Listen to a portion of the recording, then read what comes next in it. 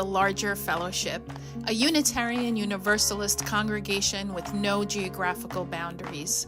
We believe in cultivating curiosity and transformation that is rooted in profound love. The COVID-19 pandemic has irrevocably shaped how connections are formed in congregations across the United States and the world. The Church of the Larger Fellowship is committed to being a resource within Unitarian Universalism and beyond. From worship to covenant groups, from classes to pastoral care, and from our monthly magazine Quest to our online community hub and our letter writing ministry. We have found ways to build connection and community, even through the screen. We have been a model for ministry on the margins, providing services for isolated Unitarian Universalists, becoming a spiritual lifeline for our members in prison. The CLF supports the ministries of those who hold target identities: Blue, Black Lives of Unitarian Universalism, Trust, Transgender Religious UU Professionals Together, and Drum, Diverse Revolutionary Unitarian Universalist Multicultural Ministries, just to name a few. We know better than anyone how deep and meaningful connections can be formed, even from a distance. Unitarian Universalists have faced many challenges in these times, and we continue to persevere and fight for justice and equity for all people, especially during moments of crisis. We are proud to be a leader in this faith movement, and we invite you to get involved in our ministry. We strive to be a place where anyone from anywhere can find spiritual refuge anytime they need it. Welcome to the Church of the Larger Fellowship.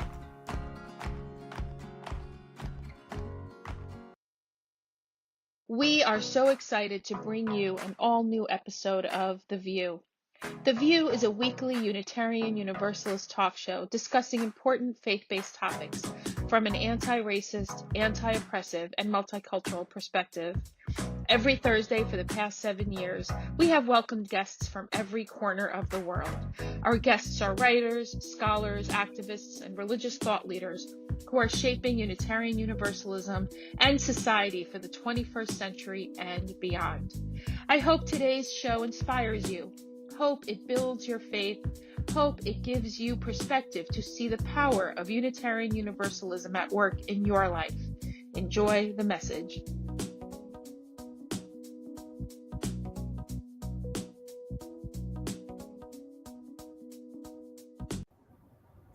Welcome. Greetings and welcome. You have survived another week and have come back to us to join us here on the Voices of Unitarian Universalism, aka the VUU, also known as the VUU. So welcome, VUUers who are out there. Thank you for introducing yourselves in the chat in Facebook and on YouTube. I'm the Reverend Dr. Michael Tino. I am 1/3 of the lead ministry team at the Church of the Larger Fellowship, the congregation that has for the last 11 years brought you the VUU. We are nearing the end of our 11th season of the VUU. Our 11th season will conclude with a show during the UUA's General Assembly in late June, and then we will take a summer hiatus. So hold on to your hats, prepare yourself for 2 months and a couple weeks of no live views. We have an extensive archive available online for you to slake your thirst for VUU viewing. If you give up on Netflix and feel like binging, that's right. We're there for you. 430 episodes worth, all on YouTube. That's amazing. I am joining you today from Peekskill, New York, the Hudson Valley of New York State. Just north of New York City, the land of the Kitchewan and Wappinger people, where it is an absolutely glorious fall day today. Rain or spring, whatever. What the fuck is it? I don't know. Spring.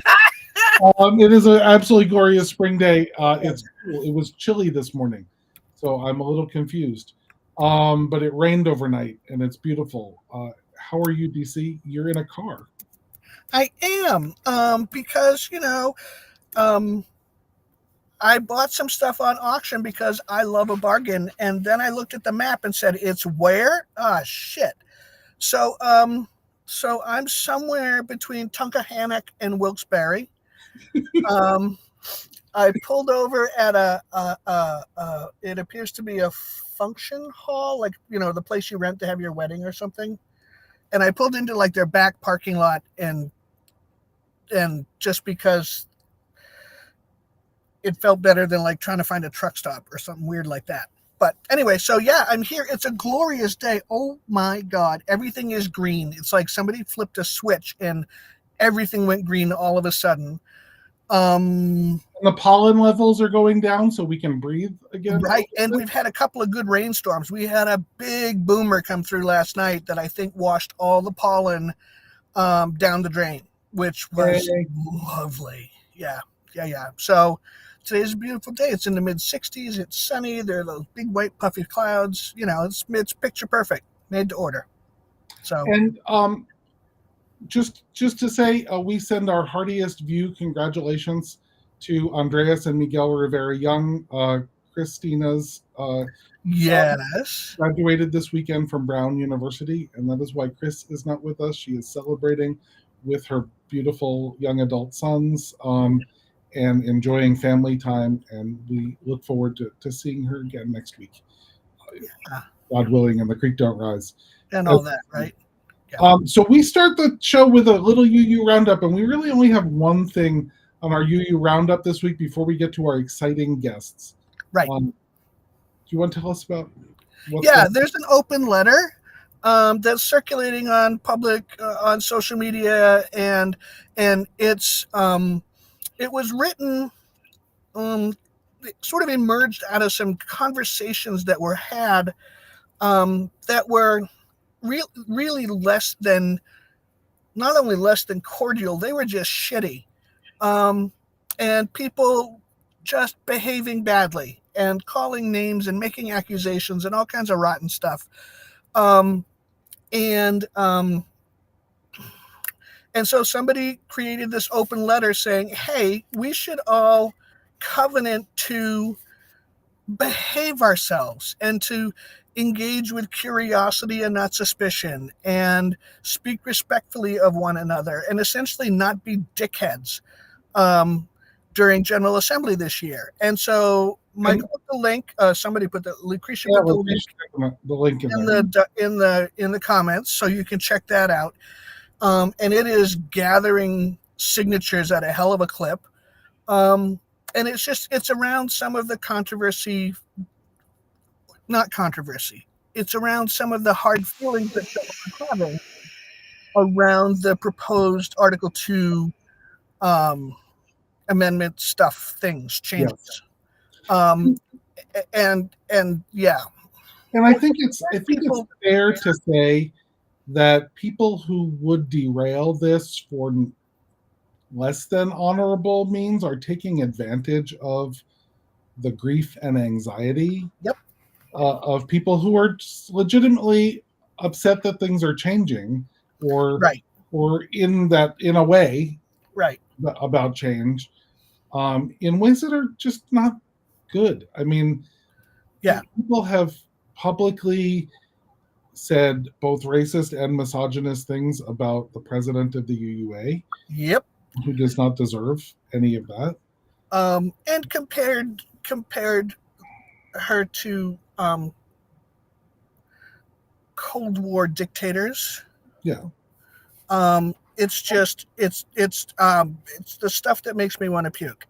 And claim that this now 5-year-long process that was sparked by a vote of the delegates to the General Assembly, right, and that has involved tens of thousands of Unitarian Universalists and hundreds of congregations, is somehow some authoritarian coup.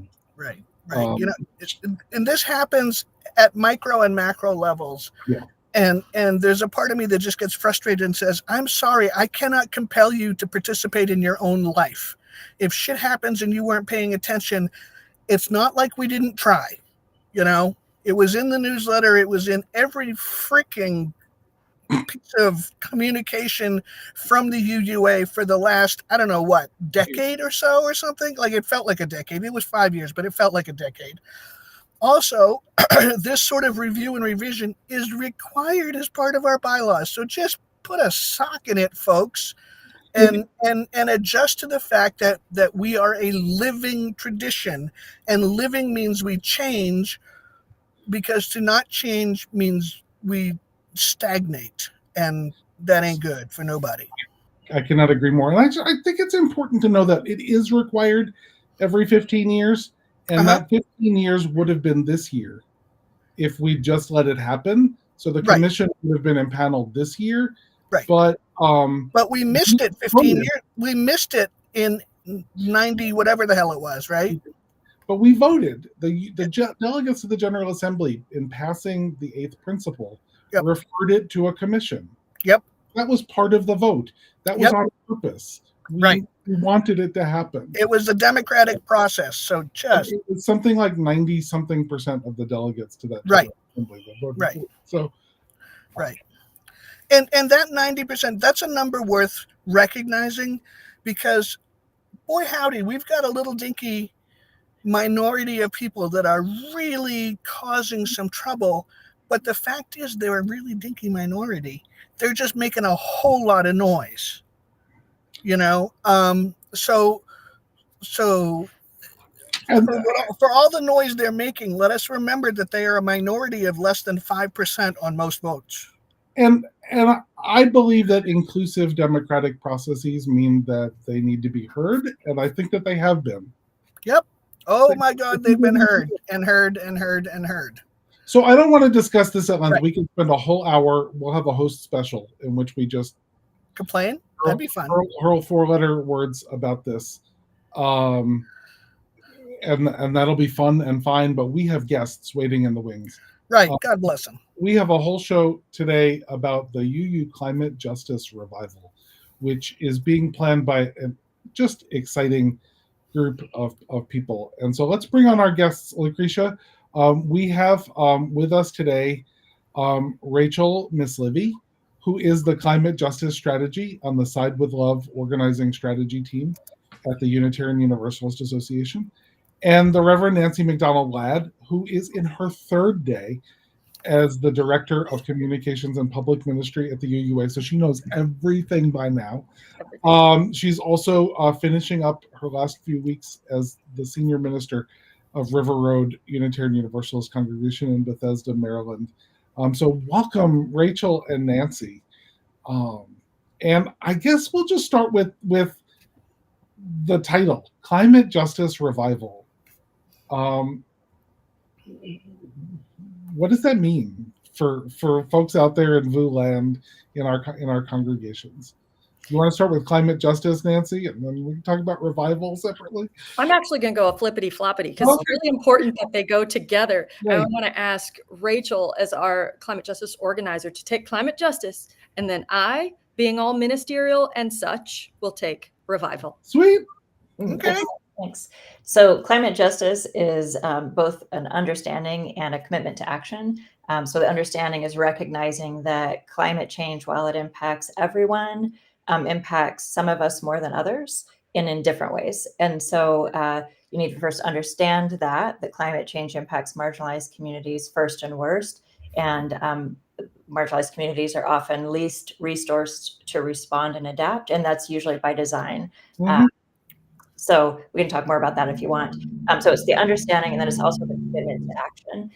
So in addition to the things we need, like mitigation to reduce emissions through solar and energy efficiency, we also need to integrate the moral imperative to create communities of care, so that every community can thrive in the future, not just a thriving world for some, but for all. And Nancy, do you want to talk about the revival component? Yeah, I'll talk about revival. I have so much more to say about climate justice. I even wore a special T-shirt, which I will describe at length, for how my congregation, I think, is engaging in climate justice. So revival. Let us first acknowledge that is a sort of churchy, religious-y word, right? I often like to talk in our context about what I sometimes call wounded words, that there are some words that for a whole variety of reasons are attached to religious wounds or have been defined in relatively small ways that can be complicated for people. There's also opportunities when we are in covenanted community and when we're being, I don't know, brave enough to explore religious language where we can reclaim some words of power.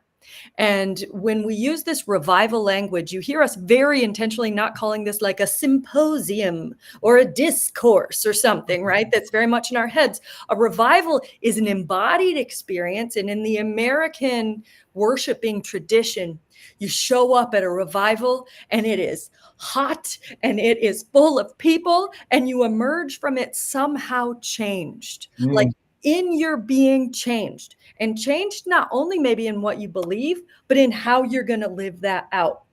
And so it's our intention with how you're going to live out your beliefs. So it's our intention with the revival that it is an opportunity to experience a renewed commitment to new forms of climate justice with both our heads and our analysis and, our cogent observations and our deep spiritual commitments and our theological commitments. So we want you to think, and we really, really want you to feel. And we want those things to emerge. Feelings? I don't know about that. We're going to do feelings.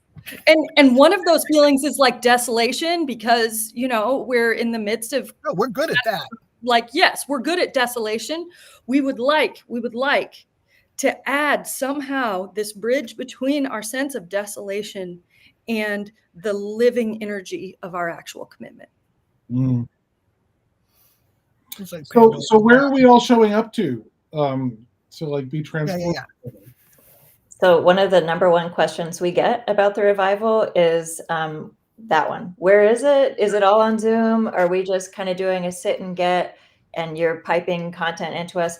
And this is a very, very different thing, I think, than maybe has ever been done in UU spaces, as far as I know, where we're creating all the materials congregations need to host a revival in-house. So we can talk about all of the structure of the revival in a minute here, but it's really designed to absolutely resource congregations, no matter your size or your financial situation or what your building looks like or whatever, to resource every congregation to be able to host a really dynamic and engaging multi-generational experience. So a lot of people have said to me, so do we need to find speakers or do we create the activities? And the answer is no. Like, you need to identify some facilitators who we will train, and we'll give them a toolkit to walk them through everything they need to do. You need to have some folks to help with the multi-generational engagement with the kids. And then we'll give you all your materials and you just bring life to it in your own way. And I think what's really important is that you can, as Rachel said, bring life to it in your own way. You can use as much of the materials as you want. You can adapt those materials. So for instance, some of the musical offerings will have recorded versions if you want to just put that right into your stream. And we'll have sheet music with arrangements that are fitting for different size music programs. So it doesn't assume that everybody's got a 50-voice choir. You'll have a music arrangement also for a duo to do this amazing new anthem that we have commissioned from Adam Pod and Leah Morris. If I can just jump in on that, one of the things for me in my work as the climate justice strategist is to make sure that any program I do, any activity I encourage is something that can be done at a lay-led congregation in a rural area that rents their building. Because if it works for that congregation, it can scale to everyone else. So as Nancy was saying, you can choose whatever pieces of this. The one thing we say is that the dialogue's on Saturday on the first day. We really want you to follow that format. So if you decide to bring in a speaker and do something else, that's not really participating in the revival. The day one is pretty structured. But day two for the worship, you could just hit play and you have this full, robust worship. And then there will be an advocacy hour that's also very easy for a congregation to do. Similarly, if you have a congregation that has a minister who is really excited about preaching about climate justice, they can preach instead of using, the reflections we're offering. Like Nancy said, if you have a choir that wants to learn the songs and sing, that's great. We're also providing recordings for that. So the worship in particular will be very dynamic and very plug and play with whatever you need out of it. But yeah, we are having this wonderful song commission too, which maybe Nancy wants to talk about. All I want to say about that is I'm very excited. And also by participating in the revival, which Rachel and I have been, what are we, Rachel? We're sort of co-conveners of the planning team and have been we've been working on this for a year and a half, maybe 2 years. 2 years, yeah. So right now what we're in is this, like, we would love to get more registrants, and we are asking folks to register as teams. You cannot register for the revival as an individual, because also you cannot experience a revival by yourself. It doesn't work like that. That is not a revival. And you can't make the sort of systemic commitments to climate justice that we're talking about by yourself. It's like, it doesn't work.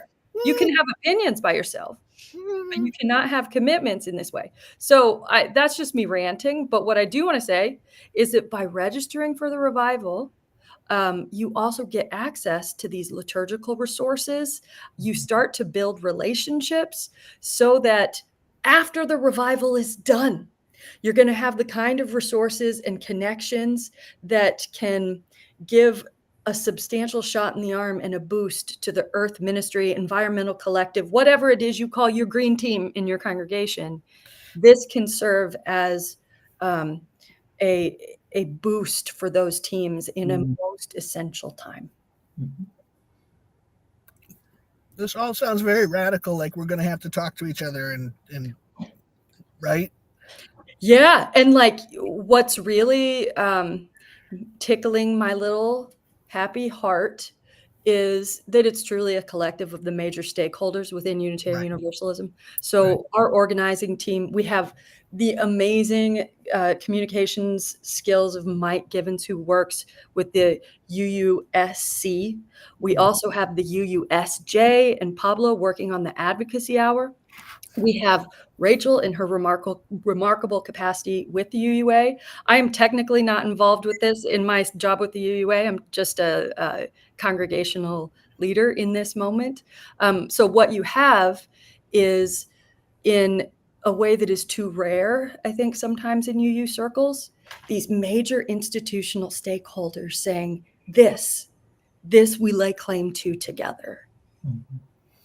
So tell me more about these systemic commitments, especially if you might contrast that with like the individual commitments, right? You can't do this alone. Means the ask is not, I'm going to put solar panels on my roof, or I'm going to drive 20 miles less a week, or whatever, right? Because that puts the onus on the individual for something that's really a collective issue. And so many times when we talk about climate justice, people are like, well, what can I do? And it's this like little change, this individual change. So what are the systemic things that I don't want you to like give away the whole content, but how are we being pointed to that? Well, one of the things I think that I try to really emphasize with people, Nancy talked about whatever your green team is called. We don't want this to just be your green sanctuary team or your climate action team. This should be those folks and all your social justice teams and your religious educators and your just general folks in your congregation who haven't quite found their place yet, to all come together for a reimagining of what we want our communities to look like in 2050. So we talked about what the climate justice revival and what that means. The additional title, because we needed a couple apparently, is Reimagine Together from an Extractive Age to a New Era. So the first day is really bringing people together into conversations about, again, what we want our community, not the whole world. We're going kind of at the hyper local focus. What do we want our neighborhoods to look like? What do we want how do we want to be orienting and relating to neighborhoods in our area a little bit broader, for the broader view of community in our region, in our state, et cetera. Because without that, so you talk about systemic thinking, without a vision of the future we want, it is way too easy to get distracted by short-term gains or short-term, actions or legislative priorities or putting out the fires without really making sure that we're going in the right direction. And so without that vision, you can kind of get really pretty easily distracted and unintentionally advance injustice in climate work. That's sadly all too common in climate work, to unintentionally be advancing injustice. So that first day will bring us into this collective reimagining at the local level, what our neighborhoods look like.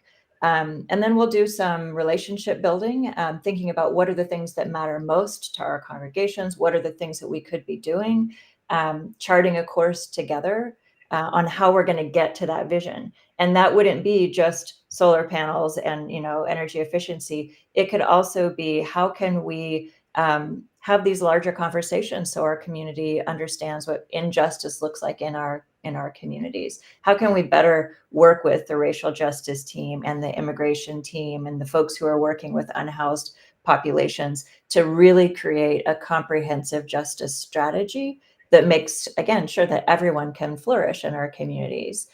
So it's really a lot of the revival, the intention behind it is to break down these artificial silos that separate and diminish and distract our work, and sometimes can lead to competition and less effective work. So we want to be encouraging congregational teams to be collaborating and cooperating with intention, to be iterating and adapting in the ways that we're doing the work, to be rooting and grounding in our faith, and having this vision that we're collectively holding in a very creative and embodied way. Nancy, do you want to add anything to that? I think you said it perfectly, and I would add that at the beginning, the outset of this whole thing, the initial conversations that sort of sparked this for Rachel and I, for me, the subtitle in that time was like, it's not a contest, because part of the feedback that I was getting in congregations, in congregational life, was, our environmental activists would be saying, why are we spending so much time on racial justice? Our racial justice and equity teams would be saying, why are we spending so much time on environmental activism? And then what are we doing with immigrants? So it has this sense that everybody is in competition for a scarce resource, which is our passion, our time, and our commitment. And the reality of this situation is that we are in climate justice holding an interconnected whole. It is not a contest. It is a shared and evolving set of commitments. So, I have a sartorial statement today by way of elaborating. This is in my t-shirt. It says, all children deserve to be well fed.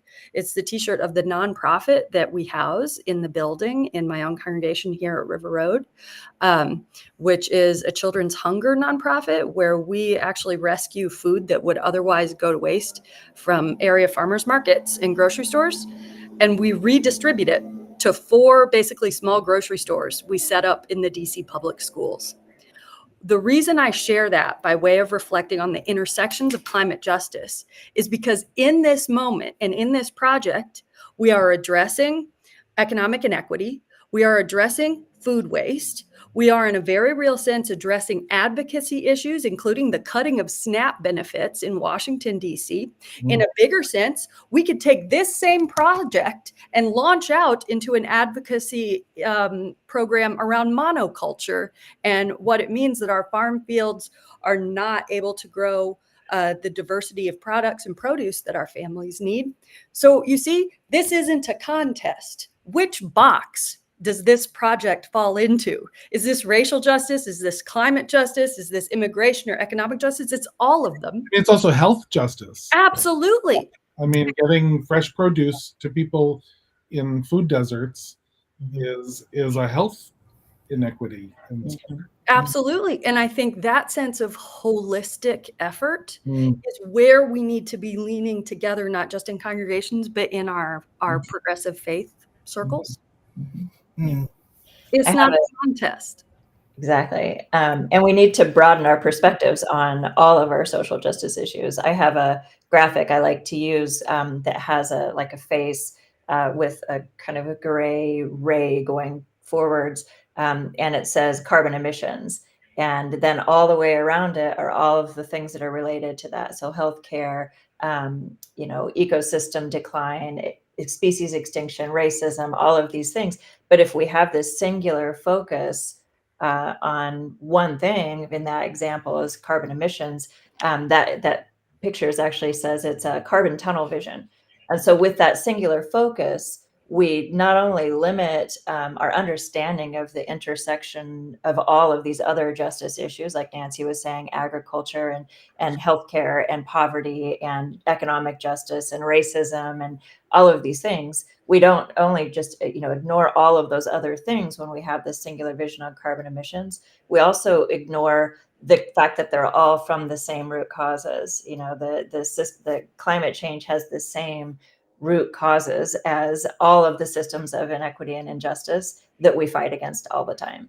And so then we also, by continuation, ignore all of the possibilities that come up when we're working together on something, when we're taking down these false silos and recognizing that climate justice is racial justice, it's gender justice, it's trans justice, it's disability justice, animal justice, all of the things. And it is, I feel obligated to say this because Aisha is not here. It is all the direct result of colonialism and violent extractive capitalism. And capitalism, yeah. And that's the piece of the title, From an Extractive Age to a New Era, the systems of extraction and harm that have gotten us into all of these messes. Again, same roots as climate change. And also, the way we treat each other in movements sometimes can be very extractive. I had a colleague years ago, I was doing an interview project, and I was interviewing a farmer in Illinois about decarbonizing agriculture. And he said to me, the first thing we need to do before we talk about decarbonizing agriculture is we need to decarbonize our relationships. Because if I'm always coming at you with what I can get out of you, then the systems that I build are designed to do just that. And so just like capitalism is designed to take as much as it can from us and give us just barely enough to survive, if that, sometimes our movement spaces can be like that too, where we just come to people and say, well, I need you to do this, or you're not doing enough. The climate movement thrives on you're not doing enough. Whatever you're doing isn't good enough. And whatever, you need to be doing more and more and more and burning yourself out. I'm forever telling our congregations, burning yourself out or burning your team out is no way to advance climate justice. But it's still very much the culture of our movements and organizing spaces to just take people and have them work as hard as they can. And then when they, fall into climate grief or burnout, or they get sick from overworking, we just leave them on the side of the road and we keep going. And so we really need to change our ways of being with each other and the ways that we relate to each other. And I love that quote that I got from Fred Carter from Black Oaks Farm, that we need to decarbonize our relationships. I think in UU speak, that means we need to center love in the climate movement and the way we treat each other. And of course, like extractive dominant power in colonialism treats all peoples and all the land of those peoples in a fundamentally extractive way, which then casts a narrative over the history of those dominant peoples. When we, in our interactions with one another, engage in a fundamentally extractive way, that then casts a narrative over all of our systems and all of our structures that we have designed to hold this deeply progressive impulse of ours in Unitarian Universalism. And so in some ways, when we say from an extractive age to a new era, we're talking about our policies and we're talking about our practices, but we have to begin with our relationships. Well, and I've been a Unitarian Universalist long enough that I've seen it over and over again in our faith. Oh, so I'm hoping that when we revive, when we transform, that we're also talking about our faith doing things differently. Like I like decarbonizing is a great way of saying moving away from this extractive nature, decarbonizing our faith.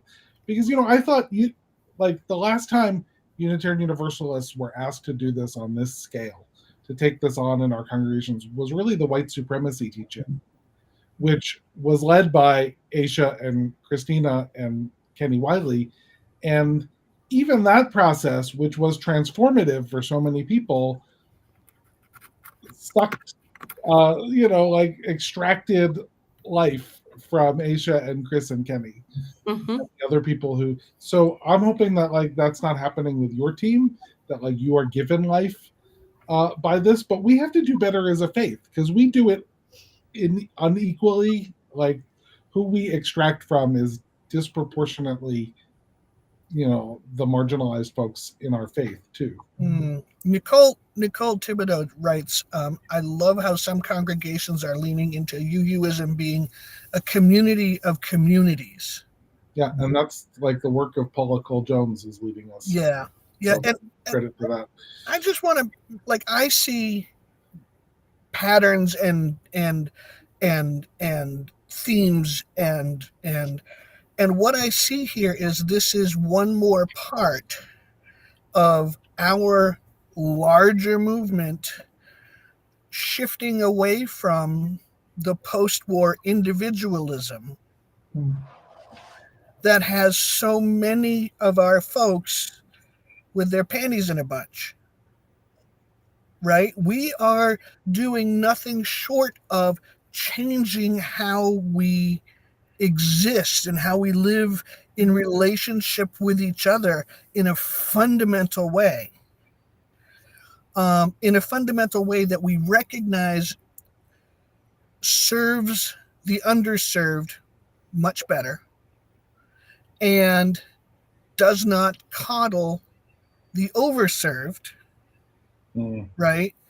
And we look back at like the leadership structure of the UUA from 1961 until like the past decade or so, it's all been old guys.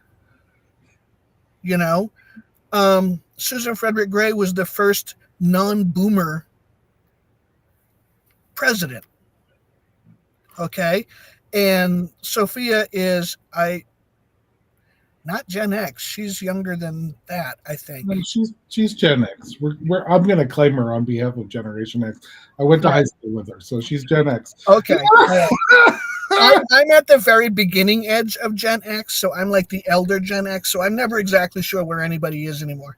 But our culture is understanding that cooperation and collaboration and intersectionalism is how we're going to survive as not just a species, but as a planet, right? As, carbon-based life forms. And that is enormously unsettling for a lot of folks who understood the rules in a certain way, and now we're saying, oh, no, we're going to shift that because it's no longer working.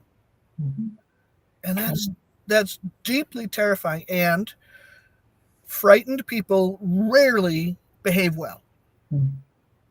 There's a couple of things I want to pick up on what you're bringing up there, and kind of tying it back to Michael's question about like hoping we're not burning out our own team, the planning team. So Nancy and I have been working on this for 2 years, basically.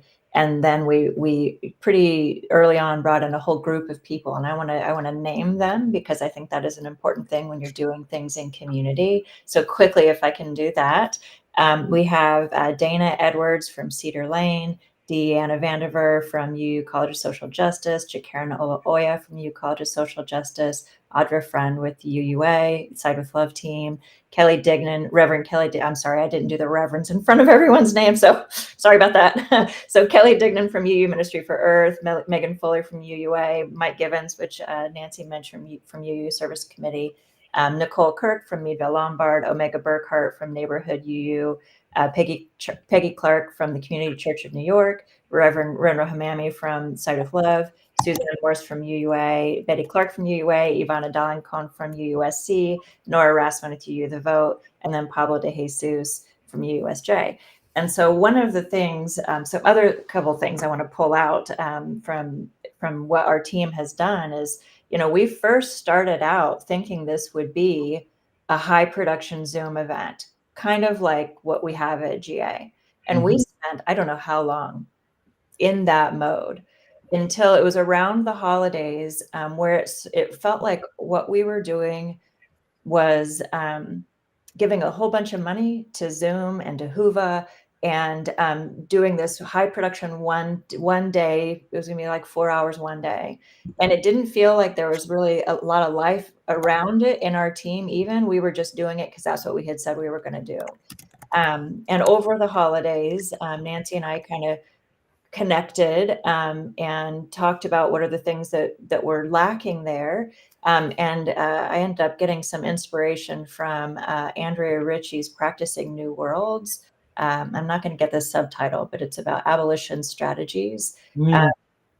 And she talks about, I have it written down here, how we need to focus on small critical connections, decentralizing networks, iterating and adapting with intention, cooperating and collaborating. And then I add love at the center. I actually have it written down on this cute little plant to remind myself of those really critical things.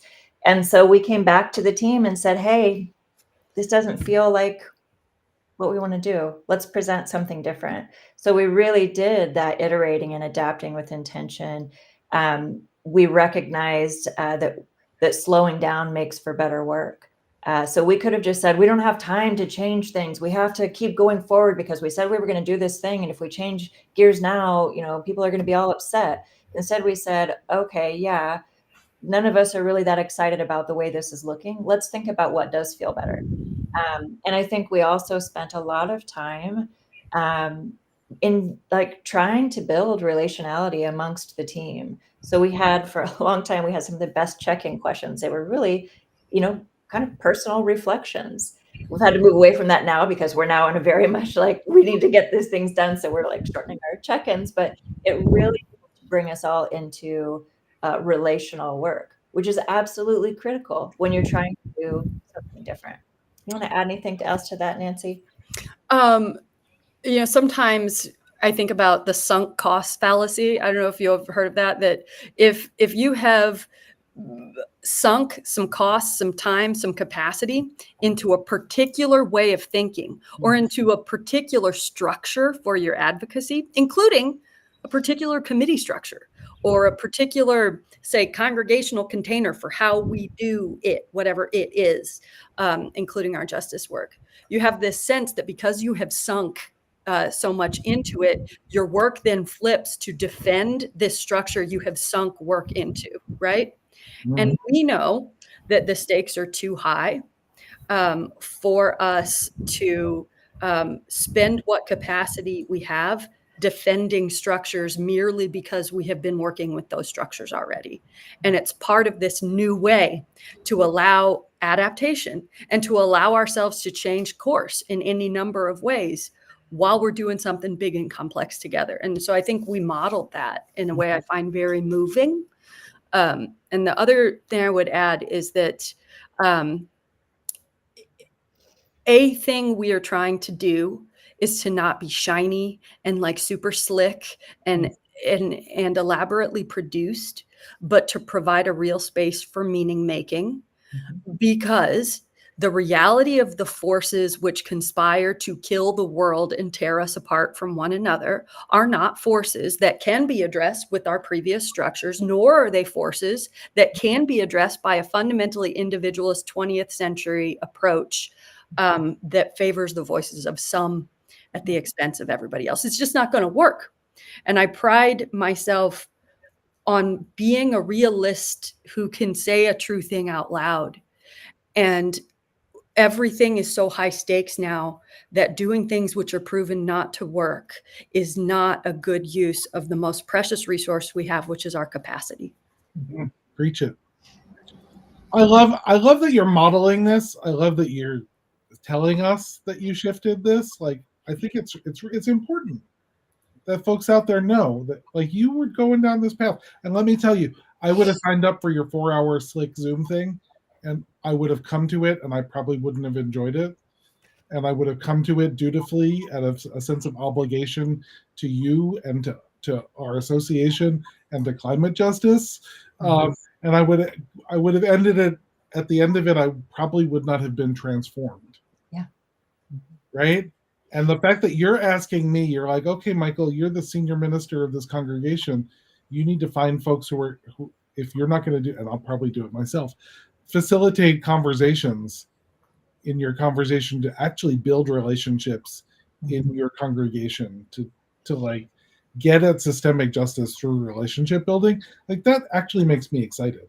Right. And I'm like, all right, well, sign me up. We'll do it. We'll figure out how to do it at CLF in a congregation that goes all around the world. Maybe we'll have an offline conversation about how we might bring some of these conversations to our prison incarcerated members. Because we have 1,800 members who are incarcerated, who are bearing the brunt of climate change. You talk about how our climate crisis does not affect people equally. I mean, we have people writing to us saying it's already 100 degrees in Texas and there's no air in my prison cell. Yeah. And I'm literally dying because I'm stuck in this cell and it's 100 degrees. So just, I mean, we get those stories. So I want to find a way to bring those folks into this too, but that's not a conversation we're going to have live. Well, actually, I want to pick up on that because one of the things that has been so exciting, I want to make a quick plug about our information sessions. So congregations and communities have tons of questions about this, and we think that's great. Every question you bring, every complexity, like how do we bring this to our incarcerated members, helps us think about how can we do that? So we really love the questions that come. So we have several information sessions coming up, which you can read about at uuclimatejustice.org under the events tab.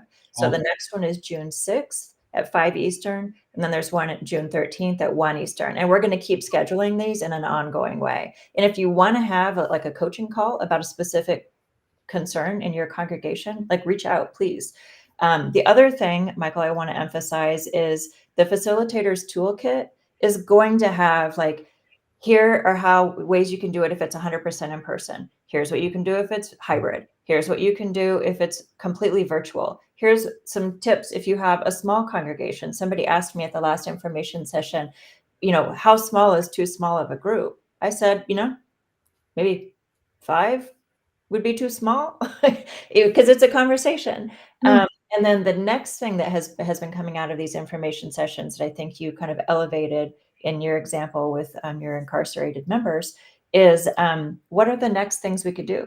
So I've had a congregation suggest, what could we do this regionally?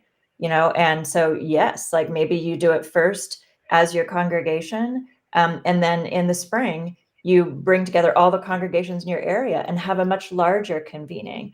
I've had people say, can we invite our interfaith partners? Can we invite, our community partners? And the answer is always going to be yes, with one exception. There are a lot of congregations that I work with in the Green Sanctuary process, Green Sanctuary 2030, Mobilizing for Climate Justice, that are just now starting to build relationships with frontline communities. And I wouldn't recommend inviting partners in if you don't already have a strong, trusting relationship, because you could end up having conversations that unintentionally, hurt that relationship. But you can do it once in your congregation or in your community, and then these conversations, the dialogues will be evergreen. They're a structure that can be used in a lot of different ways. And one of the things that we're really that again I say to my congregations a lot is I'll model imperfection so you can model grace. So like Nancy was saying, we're not going for the high polish, we're going for reality. We're going for this maybe a little messy in your congregation, and that's okay, because we need to reject that perfectionist tendency that everything has to be absolutely perfect with the perfect timing or we did it wrong. So this is really an invitation to all kinds of renewal and all kinds of different ways of being. Thank you. So Nicole Thibodeau, in watching us live on YouTube, asks, is there a way for small isolated congregations who literally only have 5 people gathered to plug into a larger community to be part of the revival? It's a perfect question, Nicole, and I'm sorry I didn't mention that also in my last comment. So a lot of folks have come to me with this question, or saying, we're a larger congregation and there are several small congregations near us. Could we invite everyone in? And yes, I mean, in the toolkit, we're going to have an option for, like, if you have multiple congregations coming together. The one thing that I think is a little tricky is if, like, I come from Kansas, and it's a big state. So the issues in Northeast Kansas are very different than the issues in Southwest Kansas, environmentally and justice-wise. So that might be a little trickier if you had, like, very, very different issues. But if that's your case, bring the question to us, and we'll figure out a way to help you make sure that all of those issues can be elevated. But yeah, we'd love to see congregations working together, sharing resources, networking, all of those things.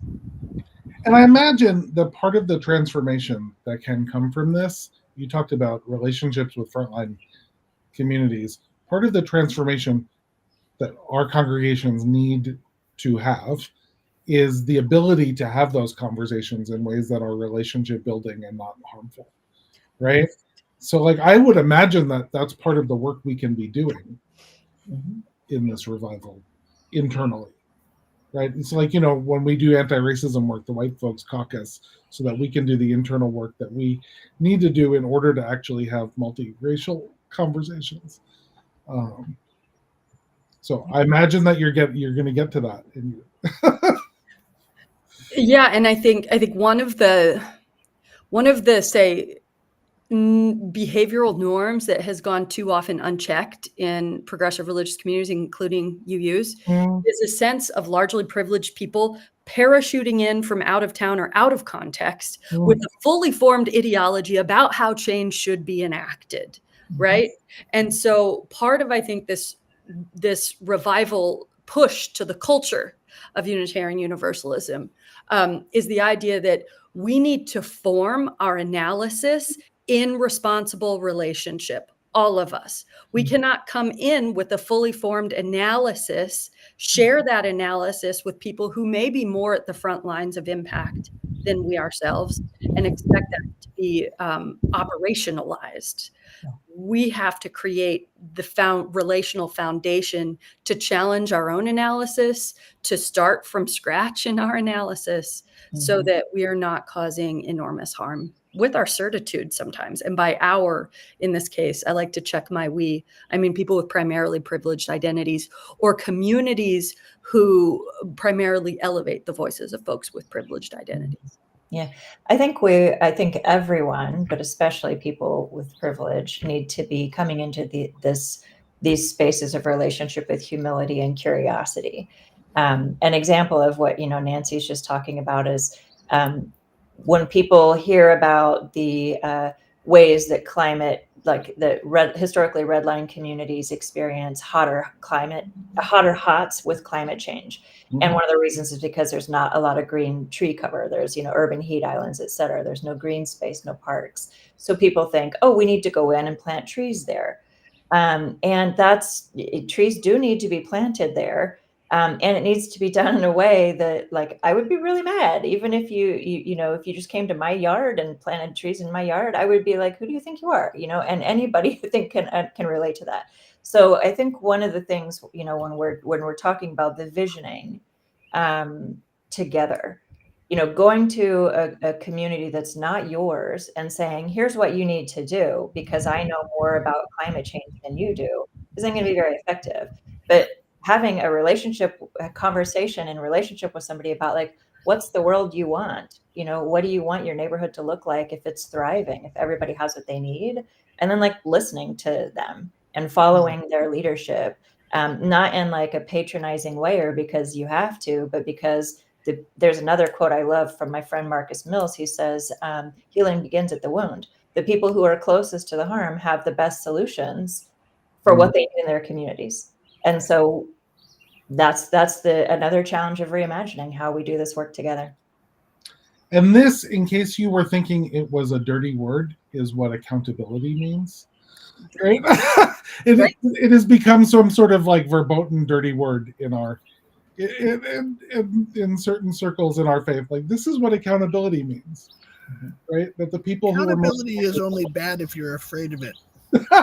Right? It's not like laying down the law. It's not even about anybody being righteous or having a single and centralized judgment to cast on other people. It's about to whom are we in relationship and how are we willing to let those relationships make a tangible impact on our choices, our analysis, our behavior.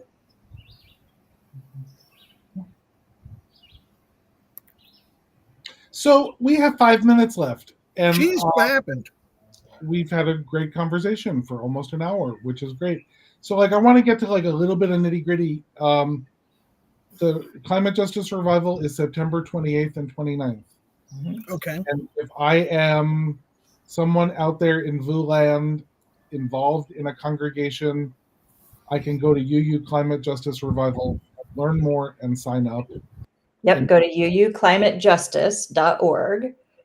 You can learn more. You can check out our frequently asked questions document. It's got, like, you got it, frequently asked questions. If you have more questions that aren't there, send them to uurevival@uua.org. And bring your specifics, like you said, Michael, about your congregation. Or come to an info session. Or come to an information session, which is under the events tab.